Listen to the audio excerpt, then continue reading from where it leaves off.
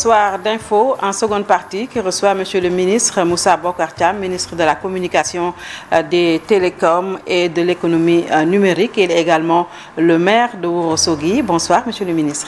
Bonsoir Binta Diallo. Donc c'est un plaisir de partager le plateau pendant quelques minutes avec vous. Et je salue toutes les personnes effectivement qui suivent en ce moment-là cette émission. Alors je l'ai dit tantôt, vous êtes un homme politique. Nous allons aborder d'abord les actualités politiques. Aujourd'hui, la dernière info, c'est bien entendu l'amnistie pour Karim Wade et Khalifa Ababacar Sall. Quelle est votre lecture?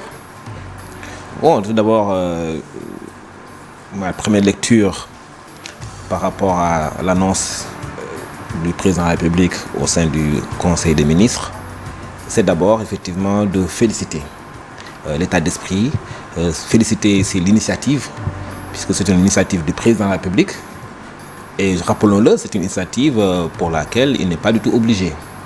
Et donc aujourd'hui, le fait que le président de la République prenne cette initiative-là, nous devons tous, toute la classe politique sénégalaise, opposition comme majorité confondue, nous devons prendre cette initiative comme un signal fort et mesurer ce signal-là à la portée de la mesure. Signal fort, pourquoi? Parce que tout le monde reconnaît que depuis presque plusieurs années déjà, il y a eu beaucoup de demandes des organisations de la société civile, de certaines parties de la classe religieuse. Donc beaucoup quand même toujours demandé à ce qu'effectivement que ces personnes-là, à savoir Khalifa Sall et Karim Wade, puissent retrouver leur droit civique. Et donc, même au cours du dialogue politique, qui a duré pendant des heures, à plusieurs reprises, les intervenants ont toujours insisté sur cette question-là. Donc, c'est une question qui est devenue une question d'intérêt national, surtout pour la classe politique. Et dans un souci d'apaisement, dans un souci effectivement, parce que c'est le rôle du président de la République, je vous dis encore une fois, parce que le président de la République, de par la Constitution, a un devoir, par son serment d'ailleurs, il a le devoir d'être le gardien de la Constitution, il est aussi le gardien aussi des institutions. Et donc pour avoir des institutions stables, pour avoir la paix dans le pays, mais cela doit être garanti par le président de la République lui-même. Et donc le fait qu'il prenne cette mesure, ça concourt effectivement à l'apaisement du paysage politique sénégalais. Cela concourt aussi à renforcer davantage la démocratie sénégalaise. Mais pourquoi maintenant? Les gens se sont posé la question depuis que tout le monde a demandé que Khalifa Sall et Karim Wade soient amnistiés. 2019, pourquoi pas 2019? Pourquoi maintenant? Il faut savoir d'abord que nul n'est au-dessus de la loi. Cela veut dire quoi? Ça veut dire que Khalifa Sall comme Karim Wade ont été poursuivis par la justice sénégalaise et ont été condamnés par la justice sénégalaise. Comme au même titre que des dizaines de Sénégalais qui sont condamnés tous les jours pour des détournements de deniers publics ou bien pour autres infractions. Donc, il ne s'agit pas pour le président de la République de proposer une mesure qui visera, qui pourra faire inciter les personnes de mauvaise foi à commettre des délits ou des crimes économiques, des délits économiques. Parce que j'ai entendu parler depuis quelques jours qu'effectivement la mesure vise effectivement les tenants du régime actuel qui peut-être demain pourront bénéficier de cette loi. C'est le cas peut-être? Non, c'est pas du tout le cas. Là, il faut être de bonne foi. Parce qu'on n'a pas encore déterminé le... Déjà, il ne faut pas aller très loin, trop vite en besogne, et comprendre que cette mesure envisagée est une proposition de recherche des voies et issues pour trouver effectivement la solution juridique la plus adéquate pour que certains responsables politiques qui ont manifestement quand même quelques sympathisants dans le pays puissent retrouver leur droit de vote. Il ne faut pas de manière exponentielle étendre cette mesure-là à des proportions qui ne sont absolument pas du tout l'objectif de la mesure visée. Et je pense que l'objectif premier de cette mesure, c'est avant tout d'assurer un apaisement du climat social. Et c'est un acte fort. Parce qu'il faut comprendre que l'amnistie également, parce que le président de la République déjà, lui, il grâce des milliers de personnes. Oui, Depuis 10 ans, il a gracié quand même des milliers de Sénégalais. L'amnistie va un peu plus loin que la grâce, puisque l'amnistie, effectivement, relève de la loi. Et que l'amnistie, effectivement, c'est une amnistie des faits, on n'amnistie pas des personnes, ça tout le monde le sait. Et qu'en fait, il faut comprendre que c'est une mesure qu'il faut absolument saluer. Il faut que toute la classe politique aujourd'hui devait saluer cette mesure et non pas verser dans les... Sauf que M. le ministre Khalifa Ababacar Sall et Karim Wade ont été condamnés, le premier pour enrichissement illicite, condamné à 6 ans de prison. Khalifa Ababacar Sall également condamné à 5 ans de prison pour corruption. Aujourd'hui, les Sénégalais ne comprennent pas où sont passés nos deniers publics. Ils ont été condamnés et que le président vienne, parce qu'il lui reste juste 18 mois pour terminer son mandat. Et là, il prend la responsabilité sur lui d'amnistier des personnes qui ont été condamnées pour avoir mal utilisé nos deniers. Oui. Les Sénégalais ne comprennent pas. Il n'y a pas un éclairci sur où sont passés nos deniers publics. Oui, vous savez effectivement qu'il faut comprendre que le président de la République, il est le premier garant des deniers publics de ce pays. Il ne faut jamais comprendre cette mesure comme étant un encouragement vers la déperdition des deniers publics de ce pays. Non, absolument pas. Oui. Parce qu'il est clair, il l'a rappelé à plusieurs reprises, et toutes les autorités qui fréquentent le président de la République, qui discutent avec lui, savent très bien qu'aujourd'hui, que le président de la République, sa démarche, elle est claire. Il ne protège personne. Il appartient à chaque responsable, à chaque autorité, de prendre la pleine mesure des responsabilités à lui confier.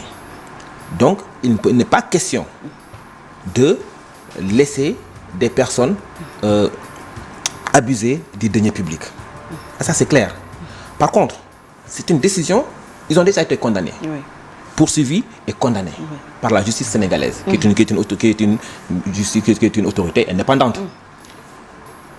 Maintenant, étant une demande sociale forte, une demande de la classe politique, et beaucoup de personnes dans ce pays-là ont demandé effectivement que ces personnes-là puissent retrouver la liberté, le droit de compétir au suffrage des Sénégalais. Parce qu'ils ont considéré ce qu'ils ont demandé, ceux qui ont demandé que Karim et Khalifa retrouvent leurs droits civiques et politiques, ont pensé qu'ils ont été éliminés parce qu'ils ont été des adversaires pour le président Abdoulaye Macky Sall. Je pense qu'il y a des confusions. Tout le monde sait qu'effectivement, au début des poursuites, il n'était pas question de l'élection présidentielle de 2019. Ils ont été poursuivis sur des faits bien précis. Et qu'ils ont eu des conseils, ils ont eu des avocats, ils ont eu des dizaines et des dizaines d'avocats. Le débat était contradictoire et que les juridictions compétentes ont conduit, en fait, ont jugé effectivement qu'il s'agit des faits qui sont établis. Et ils ont été condamnés en conséquence. En 2019, les conséquences ont été tirées par rapport à l'article L31 du Code électoral. Ils n'ont pas pu participer aux élections présidentielles de 2019. Mais aujourd'hui, si le président de la République prend l'initiative, une initiative heureuse, de leur permettre de compétir à nouveau sur le champ politique, parce qu'ils sont encore sur le champ politique. Il y a des personnes, des Sénégalais qui sont aujourd'hui favorables à leurs idéologies, à leur vision. Si aujourd'hui, un pur garant de la démocratie sénégalaise, le président de la République prend l'initiative de leur permettre de retrouver leur droit de vote, c'est un acte que toute la classe politique sénégalaise doit saluer.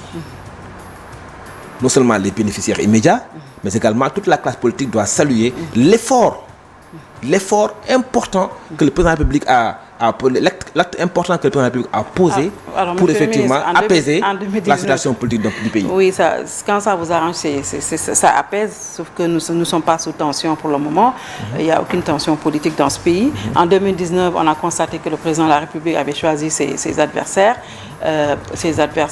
Comment ça, il a choisi ses adversaires? On a entendu l'ancien Premier ministre dire qu'il n'y aura pas moins de 5 candidats. Au finish, on a eu 5 candidats.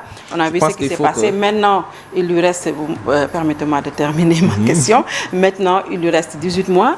Il a décidé d'ouvrir le jeu politique. Est-ce que cela veut dire que le président Macky Sall va nous dire de façon indirecte qu'en 2024, je ne me présenterai plus pour un 3e mandat? Je pense qu'il ne faut pas faire la confusion des genres et de la situation. Ouais. Nous avons tous appris que le président de la République a pris une mesure importante qui vise à permettre à certains hommes politiques de se retrouver sur la scène politique, de retrouver leur droit de vote et d'être éligibles comme d'être électeurs.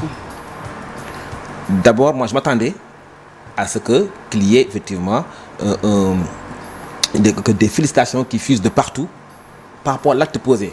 Quand je dis le président de la République est en train d'apaiser le climat politique, mais parce qu'effectivement les urgences du pays sont ailleurs. Nous vivons tous aujourd'hui une crise qui rend la cherté de la vie, qui est notre principal combat. Oui. Et c'est l'urgence absolue dans ce pays pendant les mois à venir. Ce n'est pas la politique. Mais sauf que ça, ce sont des urgences politiques. L'urgence, c'est pas la politique. La politique ne peut pas être considérée comme une urgence en face de la cherté de la vie. Parce que les Sénégalais, demain matin, quand ils vont se réveiller, ils vont trouver de quoi vivre. Il faut qu'ils trouvent des solutions pour pouvoir quand même vivre aisément et faire vivre la famille. C'est ça l'urgence pour les Sénégalais. C'est pas des urgences politiques ou les questions électorales. C'est pourquoi ce président de la République aujourd'hui, en posant cet acte fort, il met de côté toutes les urgences politiques. Parce que pour montrer aux Sénégalais qu'aujourd'hui les urgences, c'est la cherté de la vie. Il a pris beaucoup de mesures depuis 2012, peut-être on y reviendra, mais aujourd'hui encore, il a pris quand même des initiatives importantes en appelant toute la classe, tous les acteurs concernés par la question de la cherté de la vie, et pour effectivement trouver des solutions. Oui, ils ont jusqu'au 20 octobre pour proposer des solutions par rapport à la cherté de la vie. Mais maintenant, par rapport à la question que je vous ai posée, par rapport à l'ouverture du jeu politique, est-ce que cela veut dire que le président Macky Sall veut sous-entendre qu'il ne sera pas candidat en 2024. Vous savez, il ne s'est pas encore prononcé sur la question, la lancinante question du troisième mandat. Vous savez, aujourd'hui, au Sénégal, tous les actes que propose le président de la République sont des actes sujets à commentaires. Et les commentaires est libre. Donc tout le monde, chaque personne est libre, que les gens du pouvoir, que les personnes qui sont dans l'opposition, toute personne est libre de faire n'importe quelle interprétation, ouverture du jeu politique, ou bien penser à la candidature du président de la République en 2024. Donc tout le monde est libre aujourd'hui de faire des commentaires. Mais attendons de voir les actes qui sont posés. Quelle est votre lecture sur cette ouverture, vous? Mais c'est une bonne chose. C'est une bonne chose. Est-ce que le président a droit à un troisième mandat? Bon, vous savez, c'est une question classique que vous posez tout le temps à chaque personne qui passe. Mais le moment venu, on débattra largement sur cette question. Mais je dis simplement une chose. Ce qui est important aujourd'hui pour les Sénégalais, lorsque le président de la République prend ses responsabilités, je dis encore une fois, et pose un débat, donne des instructions à son ministre de la Justice pour effectivement trouver des solutions pour que des personnes puissent retrouver leur droit de vote. Cela montre encore une fois que le président Macky Sall est un grand démocrate. Parce que c'est notre salutaire. Parce que s'il avait insisté sur le contraire, s'il avait déclaré le contraire, on nous aurait eu une réaction différente. Voilà, donc aujourd'hui, lorsqu'un chef d'État qui est sénégalais comme tout le monde, il ne faut pas oublier aussi que le président Macky Sall, c'est un homme politique. Le président Macky Sall, c'est un sénégalais comme nous tous. Aujourd'hui, la chance d'être le président de ce pays-là, nous lui devons respect. Et aussi, il ne faut pas que les gens aussi oublient aussi qu'il a des sentiments comme tout le monde. C'est un Sénégalais. N'oubliez pas. Donc aujourd'hui, la paix, la stabilité du pays, se repose entre ses mains. Et donc tous les actes qu'il peut poser. C'est le momento quand même qui pose problème. C'est le momento 18 mois à 18 mois. Peu importe le moment. Il n'est jamais trop tard. Il n'est jamais trop tard pour apaiser un pays. Alors, et le gouvernement de 38 ministres, un gouvernement de combat. On nous parle d'un gouvernement de combat, 38 ministres, pour faire face à la préoccupation des Sénégalais ou pour préparer 2024, l'échéance 2024. Vous savez, je dis encore une fois, le commentaire est tout à fait libre. Oui. Moi, je fais que poser des questions. Oui, je dis, mais ça, c'est des commentaires, parce que c'est des questions qui sont issues de certains commentaires. Ce que je peux dire simplement, c'est que les Sénégalais, dans leur ensemble, en tout cas, pour la majorité, ils sont tous d'accord que le gouvernement, le casting posé par le président de la République est un bon casting. Parce que c'est des personnes aujourd'hui qui sont quand même capables, qui ont la compétence, qui ont la détermination, qui aiment le pays et qui sont aujourd'hui prêts à effectivement combattre pour ce pays. Lorsqu'on parle du gouvernement de combat, beaucoup on pense tout de suite que voilà, c'est peut-être des gens qui sont là aujourd'hui pour casser l'opposition, faire face à l'opposition. L'opposition ne fait pas trembler. Voilà, non, pas du tout. Nous avons d'autres urgences. Les urgences, c'est le quotidien des Sénégalais. Et un gouvernement, il n'est pas là pour l'opposition, pour combattre l'opposition, ou bien un gouvernement est toujours là pour combattre les ennemis du peuple, à savoir effectivement les actions ou les situations qui sont nuisibles à la population. Et le gouvernement est là justement pour trouver des solutions. Et nous sommes un gouvernement de combat. On entend tous les problèmes seront attaqués. Maintenant, que les gens aussi s'attendent aussi effectivement que dans le gouvernement, nous sommes là aussi pour expliquer aux citoyens, pour clarifier l'action gouvernementale. Oui. Maintenant, en tout cas, si maintenant les gens considèrent qu'il y ait des personnalités qui sont prêts à aller sur tous les fronts pour clarifier l'action gouvernementale comme étant un combat, ben ça, pour ça, ils sont libres de faire ce commentaire-là. Mais ce qui est important, c'est que nous sommes là aujourd'hui nous travaillons pour le Sénégal. Nous travaillons pour les Sénégalais. En tout cas, vous n'avez plus de choix parce que vous avez quand même, les Sénégalais vous ont envoyé des signaux. On a vu la nouvelle nomenclature de l'Assemblée nationale qui ne vous est pas très favorable. Il y a eu le cas Mimi Touré qui vous a quitté. Ça réduit de facto votre majorité à l'Assemblée nationale. Cette même Mimi Touré qui a décidé d'ailleurs de quitter votre groupe a dit aujourd'hui sur RFI qu'elle sera candidate en 2024. En plus, qu'elle ne va pas voter l'amnistie pour Karim Wade. Constance pour Constance. Quel est votre avis sur ce qui arrive à Mimi Touré? Est-ce qu'elle a été trahie? Est-ce qu'elle a bien fait? Vous savez que nous sommes d'une génération d'hommes politiques qui sont tout à fait opposés aux personnes qui, face à une situation en quelques minutes, deviennent amnésiques. Je rappelle une fois que lorsque le premier ministre Mimi Touré a été nommé ministre de la Justice, peu de Sénégalais la connaissaient. Lorsqu'elle a été nommée Premier ministre, beaucoup de Sénégalais se sont félicités parce que c'était une femme et que voilà, beaucoup l'ont découvert d'ailleurs. Lorsqu'elle a été nommée également président... Elle peut être compétente. Elle l'est quand même. Elle peut être compétente. Oui. Elle peut être compétente. Oui. Donc lorsqu'elle a été nommée également président du Conseil économique, social et environnemental, elle a remplacé quelqu'un. Et lorsqu'elle a été invitée à diriger la liste de la coalition Benno Bokk Yakaar, c'est un poste que plusieurs personnes pouvaient occuper. Elle les a occupés. Donc, la carrière politique de Mimi Touré a été exclusivement, je dis bien, exclusivement déterminée par le président Macky Sall.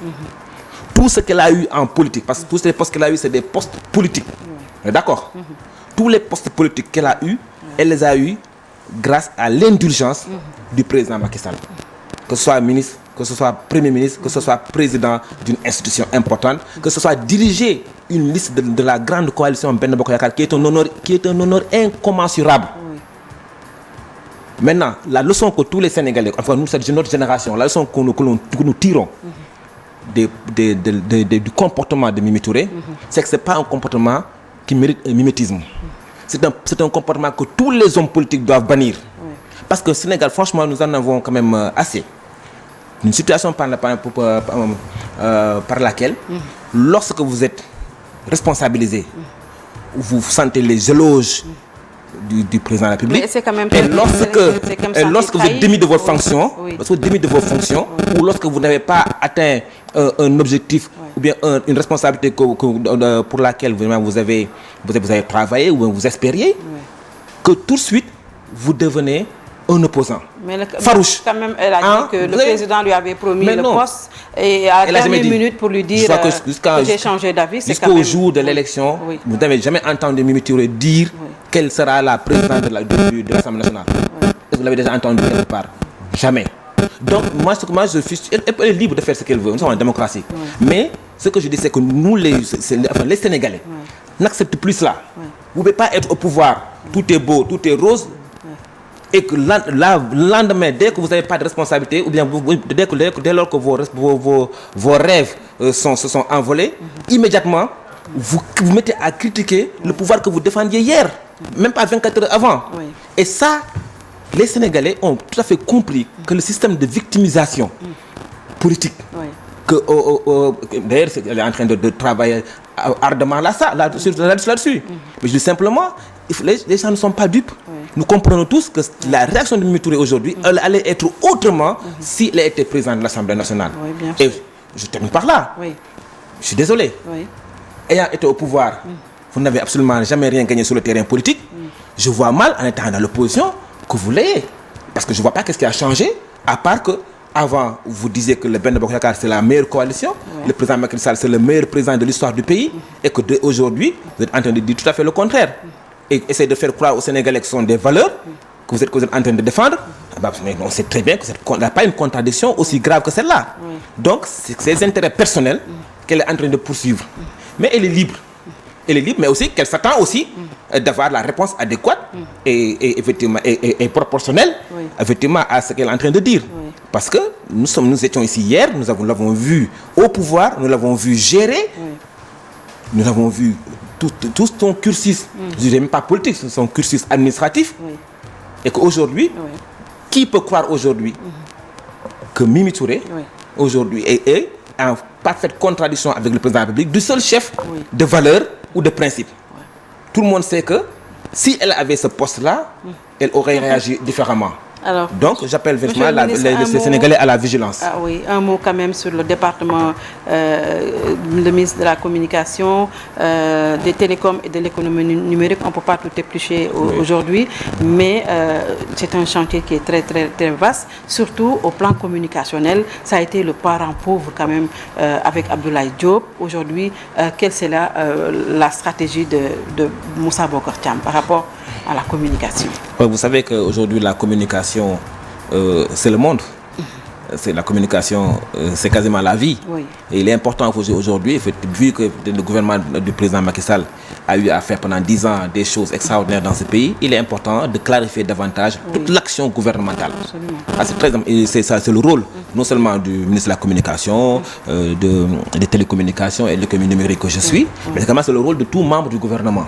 Aujourd'hui, les Sénégalais, ils ont besoin de comprendre, ils ont besoin de voir l'action du président de la République, ils ont besoin qu'on leur parle, que ce soit en français et même peut-être même en Wolof, dans toutes les émissions possibles, dans toutes les langues, dans toutes les langues, dans toutes les émissions possibles. Si à nous, qui sommes les responsables, nous à qui on a confié des responsabilités gouvernementales, ça nous appartient d'être à l'écoute du peuple et de parler aux Sénégalais. Parce que donc, la ministère de la Communication, c'est un département extrêmement important.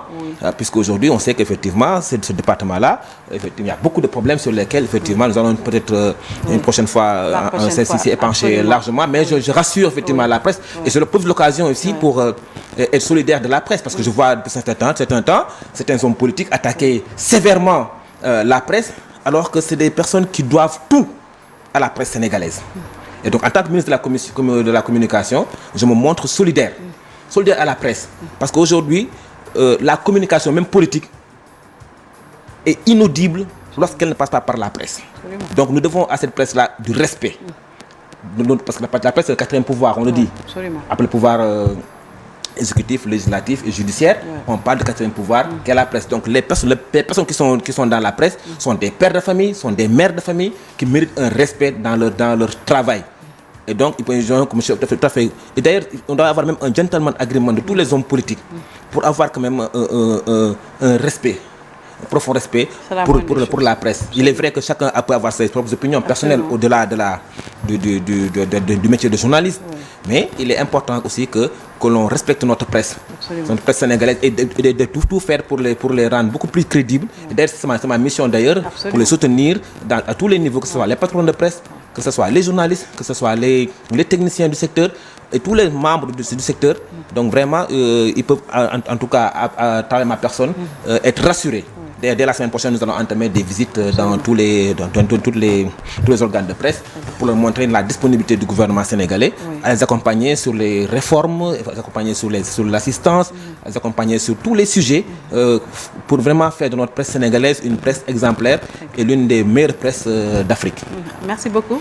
Je vous remercie. Monsieur le ministre de la Communication, des Télécoms et de l'économie numérique, juste vous dire qu'aux dernières nouvelles, au Burkina Faso, le coup d'État quand même s'est instauré, un autre coup d'État. Un groupe militaire a annoncé selon RFI ce vendredi soir à la télévision du Burkina Faso la mise à l'écart du chef de la junte Paul-Henri Damiba au pouvoir depuis un coup d'État en janvier. Le capitaine Ibrahim Traoré a lu un communiqué annonçant la dissolution du gouvernement et de la constitution ainsi que la fermeture des frontières du pays à nouvel ordre.